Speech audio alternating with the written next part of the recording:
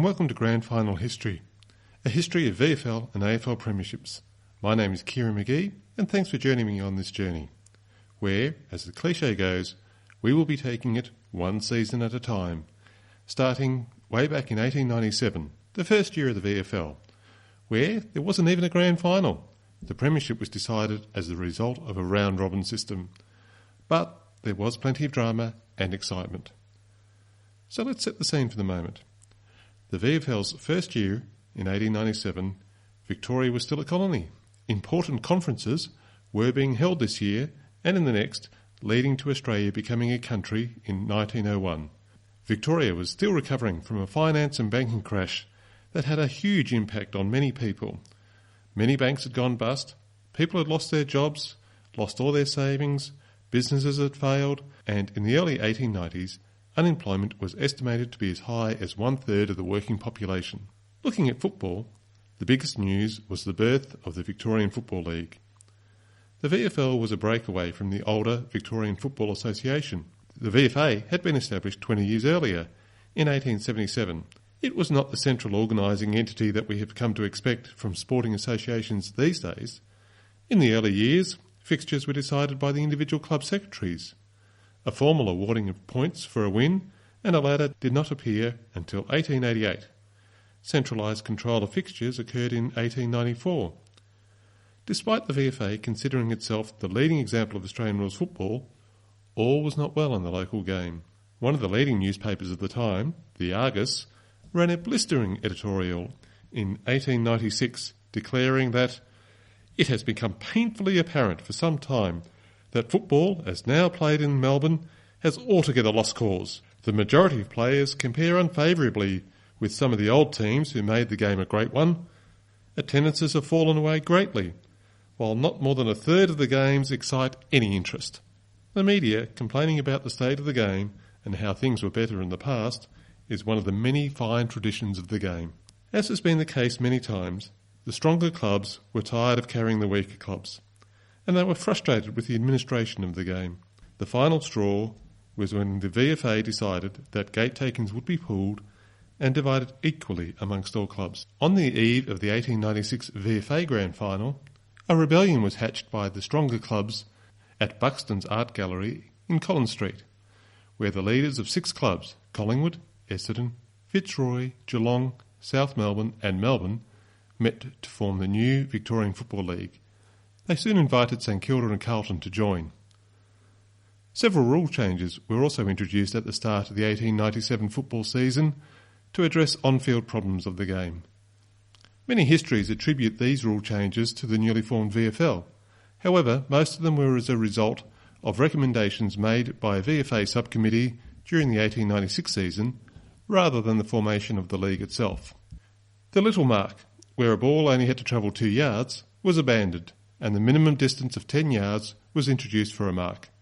Also, the ball had to be thrown in by the field umpire after going out of bounds, rather than being bounced. These rules took effect in both the VFA and the VFL from 1897. The one new rule adopted came from the Collingwood delegate, who initiated a move that saw behinds counted in the team score, with a goal to register as 6 points and a behind as 1. Amongst the changes rejected was a proposal to erect a crossbar 10 feet from the ground, over which the ball had to pass to be counted as a goal. The exercise of introducing a new rule at the start of the season is also a very well-established tradition of the game. The fixture was planned so that each of the 8 teams would play each other twice in the regular season, and then the top 4 teams would play a round-robin to decide the premiership. During the round-robin finals, each team would play each other once. While an even home and away draw made sense, the finals round-robin was to prove controversial and would only last 1 season. There would be many attempts to derive a satisfactory final system in the years to come. The VFL season kicked off on the 8th of May 1897, where Essendon travelled to the Corio Oval to play Geelong. Cardinia Park only became Geelong's home ground in 1941. Despite the trip, Essendon were able to win the first game.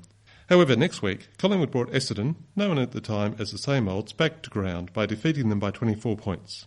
The Same Olds then won 5 games in a row before losing the rematch with Geelong at Essendon's home ground. At the time, the East Melbourne Cricket Ground on the corner of Wellington and Jolimont parades. It was closed in 1921 and is now used as the Jolimont Rail Yards. Windy Hill became Essendon's home ground in 1922. Meanwhile, Geelong, despite losing their first 3 games, finished the season on top of the ladder. Essendon and Geelong were considered favourite to take out the round-robin finals, to be contested with Melbourne, who finished third, and Collingwood making up the top 4. There was controversy before the round-robin final series even began. Geelong believed they had the right to a home final and threatened not to play unless they had a home game. The Age supported Geelong's right for a home final by pointing out that after losing the first 3 games of the season and thought out of contention for the finals, they had pluckily pulled themselves together and won the next 11 matches right off the reel and are now running a dead heat with Essendon for first place. And their reward is being refused even the chance of playing one of the last 3 matches of the season on their own ground in the presence of local supporters who are justly proud of them. In an observation that could be made over 100 years later, the Age also pointed out, the explanation unblushingly made is simply that the bigger club dividend will be obtained by restricting the matches to the leading metropolitan grounds. That is, the VFL would make more money if the games were played in Melbourne. The VFL relented, or returned to the original agreement, depending on whose side of the argument you were on, and Essendon had to travel back down to Geelong for the first week of the round-robin finals. On Saturday, August 21, Geelong hosted Essendon and Melbourne played Collingwood. Despite having the home ground advantage and over 5,000 supporters, Geelong lost their opening final to Essendon by 6 points after some very inaccurate kicking for goal. Over 100 years later, Geelong lost another home final when they hosted Fremantle in the 2013 qualifying final.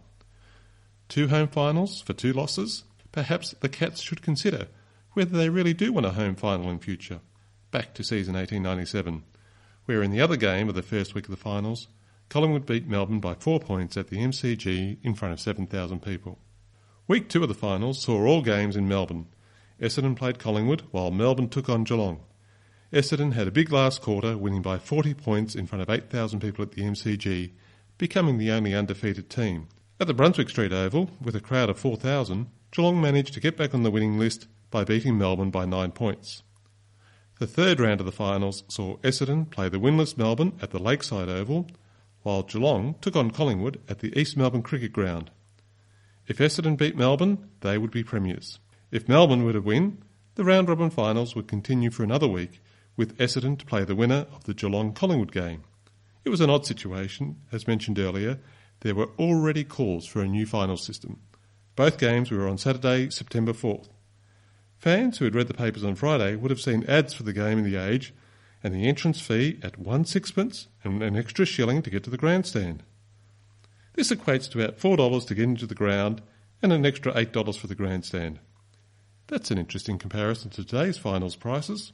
Those same supporters reading the newspaper on Saturday morning really wouldn't have seen much mention of the football in the Age, and only a paragraph in the Argus telling the reader that there were 2 VFL games on and that the premiership would be decided if Essendon won.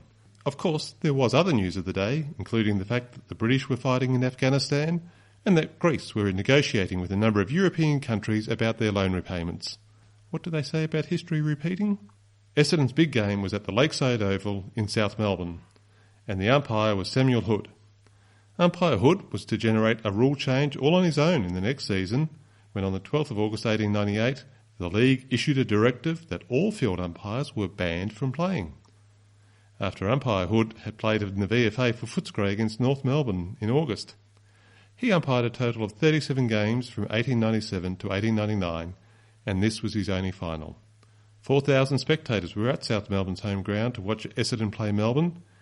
It was considered a respectable crowd at the time, but it would be dwarfed by the attendances in the years to come. However, they were destined to see one of the most unusual games of Australian rules football in VFL-AFL history. With only 1 goal scored, it holds the record for the lowest aggregate score in any VFL-AFL game. The Geelong Advertiser tells us, the game was very stubbornly contested from the start, and at the end of the first quarter the scores were Melbourne 3 behinds, 3 points, to Essendon 1 behind, 1 point. The second quarter of the contest proved quite as exciting as the first, it providing a give-and-take struggle right through the piece, and when half-time was called, the scores were equal.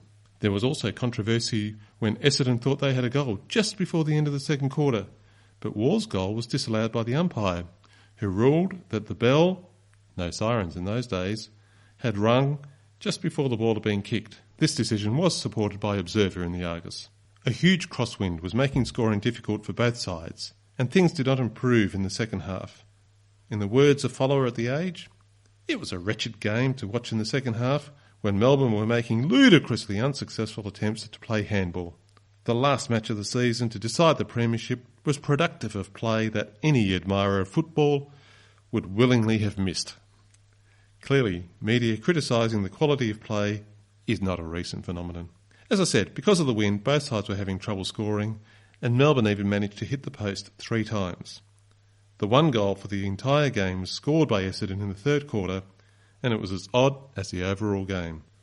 As described by Observer in the Argus, when Forbes took a deliberate shot, both sides were so sure that it would go through, or very close, that players flocked to the centre, leaving Croft alone near the fence.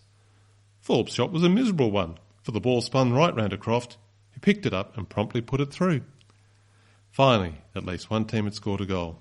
Edgar Croft only played 15 games in his entire VFL career, but he had the honour of kicking Essendon's first and only goal in their premiership match.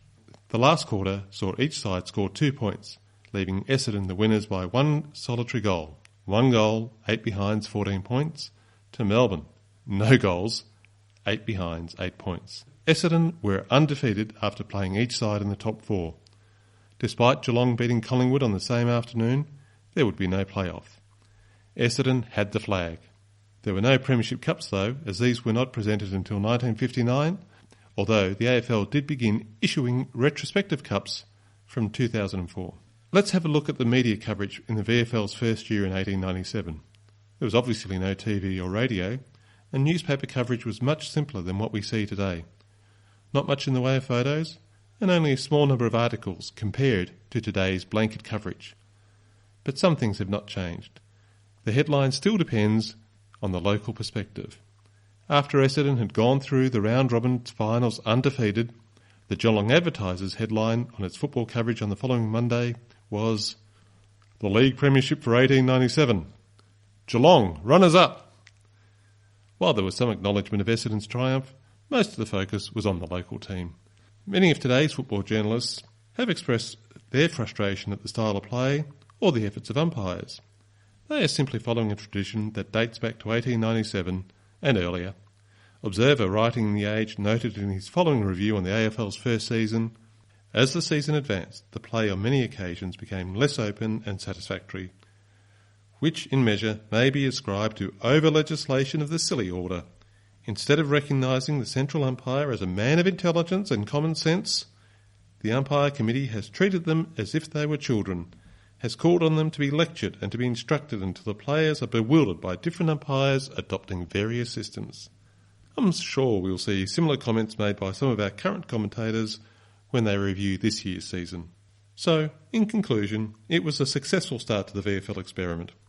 The crowds had come along, and Essendon were the premier team.